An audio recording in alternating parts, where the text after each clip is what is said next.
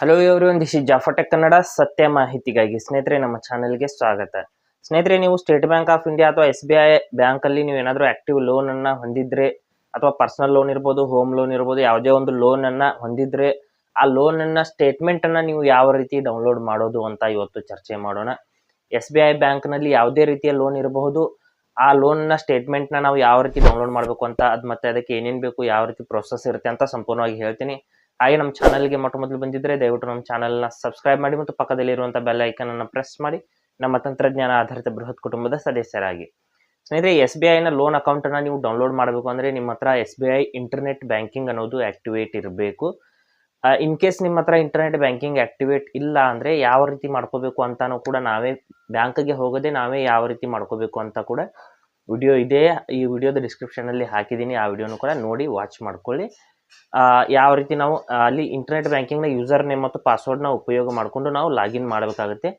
Internet ಬ್ಯಾಂಕಿಂಗ್ನ user name ಅಥವಾ ನೀವು ಪಾಸ್ವರ್ಡ್ನ ಕೂಡ ಮರ್ತೋದ್ರೂ ಕೂಡ ಅದನ್ನು ಯಾವ ರೀತಿ ರಿಕವರ್ ಮಾಡ್ಕೋಬೇಕು ಅಂತಲೂ ಕೂಡ ವಿಡಿಯೋ ಇದೆ, ಅದನ್ನು ಕೂಡ ನೀವು ವಾಚ್ ಮಾಡ್ಬೋದು. ವಿಡಿಯೋದ ಕೆಳಗಡೆ ಡಿಸ್ಕ್ರಿಪ್ಷನಲ್ಲಿ ಹಾಕಿದ್ದೀನಿ, ಅಲ್ಲಿ ಹೋಗಿಬಿಟ್ಟು ನೀವು ವಾಚ್ ಮಾಡಿಬಿಟ್ಟು ನೀವು ನಿಮ್ಮ ಒಂದು ಯೂಸರ್ ನೇಮ್ ಅಥವಾ ಪಾಸ್ವರ್ಡ್ನ ಮರ್ತೋಗಿದ್ರೆ ಅದನ್ನು ಕೂಡ ರಿಕವರ್ ಮಾಡ್ಕೊಂಡ್ಬಿಟ್ಟು ಇಲ್ಲಿ ಯಾವ ರೀತಿ ಅಂತ ಪ್ರೊಸೆಸ್ನ ನೋಡೋಣ ಬನ್ನಿ. ಮೊದಲು ನಾವು ನಮ್ಮ ಫೋನಲ್ಲಿ ಯಾವುದಾದ್ರೂ ಒಂದು ಬ್ರೌಸರ್ನ ಓಪನ್ ಮಾಡ್ಕೋಬೇಕಾಗುತ್ತೆ. ನಾನು ಕ್ರೋಮ್ನ ಓಪನ್ ಮಾಡಿದ್ದೀನಿ. ಇಲ್ಲಿ ನಮ್ಮ SBIನ ಒಂದು ವೆಬ್ಸೈಟ್ ಆದಂಥ SBI ಇಲ್ಲಿ ಗೂಗಲ್ ಸರ್ಚ್ನಲ್ಲಿ ಕ್ರೋಮ್ನಲ್ಲಿ ಸರ್ಚ್ ಮಾಡಬೇಕಾದ್ರೆ ಇಲ್ಲಿ SBI ನೆಟ್ ಬ್ಯಾಂಕಿಂಗ್ ಅಥವಾ ಇಂಟರ್ನೆಟ್ ಬ್ಯಾಂಕಿಂಗ್ ಅಥವಾ SBI ಆನ್ಲೈನ್ ಅಂತ ಸರ್ಚ್ ಮಾಡಿ. ನಾನು SBI ಆನ್ಲೈನ್ ಅಂತ ಸರ್ಚ್ ಮಾಡ್ತಾ ಇದ್ದೀನಿ. ನಂತರದಲ್ಲಿ ಇಲ್ಲಿ ನೋಡ್ಬೋದು ಮೇಲ್ಗಡೆ SBIನ ವೆಬ್ಸೈಟ್ ಅನ್ನೋದು ಬರುತ್ತೆ, ಅದರ ಮೇಲೆ ನಾವು ಕ್ಲಿಕ್ ಮಾಡ್ಕೋಬೇಕಾಗುತ್ತೆ. ಕ್ಲಿಕ್ ಮಾಡಿದ ನಂತರದಲ್ಲಿ ಇಲ್ಲಿ SBIನ ಇಲ್ಲಿ ನೋಡಿ ವೆಬ್ಸೈಟ್ ಇಲ್ಲಿ ಪರ್ಸನಲ್ ಬ್ಯಾಂಕಿಂಗ್ ಅಂತ ಮೇಲ್ಗಡೆ ಬರುತ್ತೆ. ಇಲ್ಲಿ ಲಾಗಿನ್ ಅಂತ ಒಂದು ಆಪ್ಷನ್ ಇರುತ್ತೆ, ಅದರ ಮೇಲೆ ನಾವು ಕ್ಲಿಕ್ ಮಾಡ್ಕೋಬೇಕು. ನಂತರದಲ್ಲಿ ಇಲ್ಲಿ ಮತ್ತೆ ಕಂಟಿನ್ಯೂ ಟು ಲಾಗಿನ್ ಅಂತ ಮತ್ತೆ ಕ್ಲಿಕ್ ಮಾಡ್ಕೋಬೇಕು. ನಂತರದಲ್ಲಿ ಇಲ್ಲಿ ಯೂಸರ್ ನೇಮ್ ಹಾಗೂ ಪಾಸ್ವರ್ಡ್ನ ಹಾಕಿ ಅಂತ ಹೇಳ್ತಾ ಇದೆ. ನಾನು ಇದೀಗ ಹೇಳಿದಾಗೆ ಇಂಟರ್ನೆಟ್ ಬ್ಯಾಂಕಿಂಗ್ನಲ್ಲಿ ಯೂಸರ್ ನೇಮ್ ಮತ್ತು ಪಾಸ್ವರ್ಡ್ ಇರುತ್ತೆ, ಅದನ್ನು ಎರಡನ್ನೂ ಇಲ್ಲಿ ಹಾಕಬೇಕಾಗುತ್ತೆ.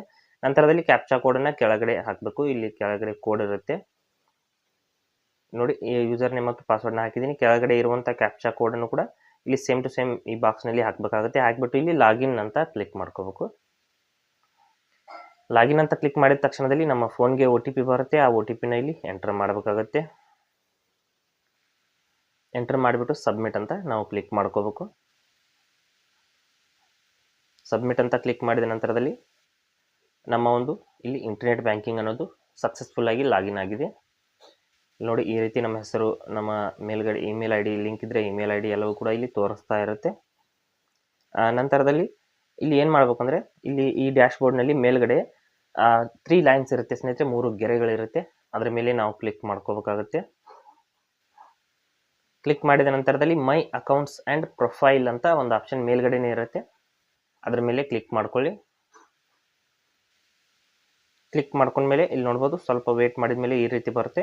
ಇಲ್ಲಿ ಅಕೌಂಟ್ ಸ್ಟೇಟ್ಮೆಂಟ್ ಅಂತ ಒಂದು ಆಪ್ಷನ್ ಇದೆ, ಅಕೌಂಟ್ ಸ್ಟೇಟ್ಮೆಂಟ್ ಅಂತ, ಅದರ ಮೇಲೆ ನಾವು ಕ್ಲಿಕ್ ಮಾಡ್ಕೋಬೇಕು.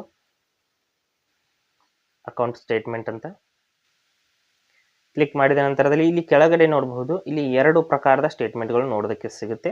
ಅಂದರೆ 2 ಅಕೌಂಟ್ಗಳು ತೋರಿಸ್ತಾ ಇದೆ ಸ್ನೇಹಿತರೆ. ಇಲ್ಲಿ ಸೇವಿಂಗ್ಸ್ ಅಕೌಂಟ್ ಹಾಗೂ ಲೋನ್ ಅಕೌಂಟ್ ಅಂತ 2 ಕೂಡ ತೋರಿಸ್ತಾ ಇದೆ. ಇಲ್ಲಿ ನೋಡಿ, ಇದು ಕೆಳಗಡೆ ಇರುವಂಥದ್ದು ಸೇವಿಂಗ್ಸ್ ಅಕೌಂಟು, ಮೇಲ್ಗಡೆ ನೋಡ್ಬೋದು ಇಲ್ಲಿ ಸೇವಿಂಗ್ಸ್ ಅಕೌಂಟು, ಲೋನ್ ಅಕೌಂಟ್ ಅಂತ ಇದೆ.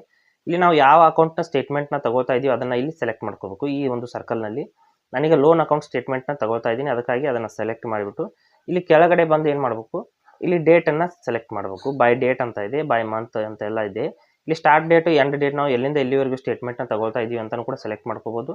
ಇಲ್ಲಾಂದರೆ ಲಾಸ್ಟ್ 6 ಮಂತ್ಸ್ ಅಂತ ಪಕ್ಕದಲ್ಲಿ ಇರುವಂಥ ಆಪ್ಷನ್ನ ಸೆಲೆಕ್ಟ್ ಮಾಡ್ಕೊಂಡ್ಬಿಟ್ಟು ಮುಂದೆ ನೋಡ್ಬೋದು ಇಲ್ಲಿ ಯಾವ ಪ್ರಕಾರದಲ್ಲಿ ನೀವು ಡೌನ್ಲೋಡ್ ಮಾಡ್ತಾ ಇದ್ದೀರಾ ಅಂತ. ಇಲ್ಲಿ ಡೌನ್ಲೋಡ್ ಇನ್ PDF ಫಾರ್ಮ್ಯಾಟ್ ಅಂತಲೇ ಸೆಲೆಕ್ಟ್ ಮಾಡ್ಕೋಬೇಕು, ಅಂದರೆ ನಮ್ಮ ಫೋನಲ್ಲಿ ಅದು ನೋಡೋದಕ್ಕೆ ಈಸಿ ಆಗುತ್ತೆ. ಡೌನ್ಲೋಡ್ ಇನ್ PDF ಫಾರ್ಮ್ಯಾಟ್ ಅಂತ ಸೆಲೆಕ್ಟ್ ಮಾಡ್ಕೊಂಡ್ಬಿಟ್ಟು ಮತ್ತೇನು ಮಾಡೋ ಹಾಗಿಲ್ಲ, ಇಲ್ಲಿ ಗೋ ಅಂತ ಕ್ಲಿಕ್ ಮಾಡಬೇಕು. ಇಷ್ಟು ಡೀಟೇಲ್ಸ್ನ ಹಾಕಿದ ತಕ್ಷಣ ಇಲ್ಲಿ ಕೆಳಗಡೆ ಗೋ ಅಂತ ಕ್ಲಿಕ್ ಮಾಡಬೇಕು. ಮಾಡಿದ ತಕ್ಷಣದಲ್ಲಿ ನೋಡ್ಬೋದು ನಮ್ಮ ಅಕೌಂಟ್ ಸ್ಟೇಟ್ಮೆಂಟ್ ಅನ್ನೋದು ಇಲ್ಲಿ ಡೌನ್ಲೋಡ್ ಆಗಿದೆ. ನಾವು 6 ತಿಂಗಳು ಸ್ಟೇಟ್ಮೆಂಟ್ನ ಹಾಕಿದರೆ 6 ತಿಂಗಳು, ಸ್ಟಾರ್ಟ್ ಡೇಟ್ ಎಂಡ್ ಡೇಟ್ ತೊಗೊಂಡ್ಬಿಟ್ಟು ನಾವು ಒಂದು ವರ್ಷದ ಸ್ಟೇಟ್ಮೆಂಟ್ ಕೂಡ ತೊಗೋಬಹುದು. ಇಲ್ಲಿ ನೋಡ್ಬೋದು 6 ತಿಂಗಳಲ್ಲಿ ನಾನು ಎಷ್ಟು ಬಾರಿ ಒಂದು EMIನ ಕಟ್ಟಿದ್ದೀನಿ. ಇಲ್ಲಿ ನೋಡಿ ಡೆಬಿಟ್ ಅಂತ ಇಲ್ಲೆಲ್ಲ ಇಂಟ್ರೆಸ್ಟ್ ಯಾವ ರೀತಿ ಬಂದಿದೆ ಹಾಗೂ ಟೋಟಲ್ ಎಷ್ಟಿದೆ ಎಲ್ಲವೂ ಕೂಡ ಇಲ್ಲಿ ಸ್ಟೇಟ್ಮೆಂಟ್ನಲ್ಲಿ ನೋಡೋದಕ್ಕೆ ಸಿಗ್ತಾ ಇದೆ. ಈ ರೀತಿ ನಾವು SBIನಲ್ಲಿ ನಮ್ಮ ಲೋನ್ ಅಕೌಂಟನ್ನು ಸ್ಟೇಟ್ಮೆಂಟ್ನ ಈಸಿಯಾಗಿ ಡೌನ್ಲೋಡ್ ಮಾಡ್ಕೋಬಹುದು. ಹಾಗೆ ಸ್ನೇಹಿತರೆ, ಕೊಟ್ಟಿರೋ ಮಾಹಿತಿ ಸಂಪೂರ್ಣ ಮತ್ತು ನಿರೂಪಣೆ ಮಾಡಿದೆ, ಶೈಲಿ ಉತ್ತಮ ಅಂತ ಅನಿಸಿದರೆ ವಿಡಿಯೋನ ಲೈಕ್ ಮಾಡಿ ಮತ್ತು ನಿಮ್ಮ ಸ್ನೇಹಿತರಿಗೂ ಕೂಡ ಶೇರ್ ಮಾಡಿ. ಹಾಗೆ ಅದರ ಬಗ್ಗೆ ಸಮಸ್ಯೆಗಳು, ಡೌಟ್ಗಳಿದ್ದರೆ ಕಮೆಂಟಲ್ಲಿ ಅವಶ್ಯವಾಗಿ ತಿಳಿಸಿ. ಮುಂದಿನ ವಿಡಿಯೋದಲ್ಲಿ ಮತ್ತೊಂದು ಹೊಸ ವಿಷಯದೊಂದಿಗೆ ಇರ್ತೀನಿ, ಮುಂದೆ ಬರ್ತೀವಿ. ಅಲ್ಲಿವರೆಗೂ ಟೇಕ್ ಕೇರ್.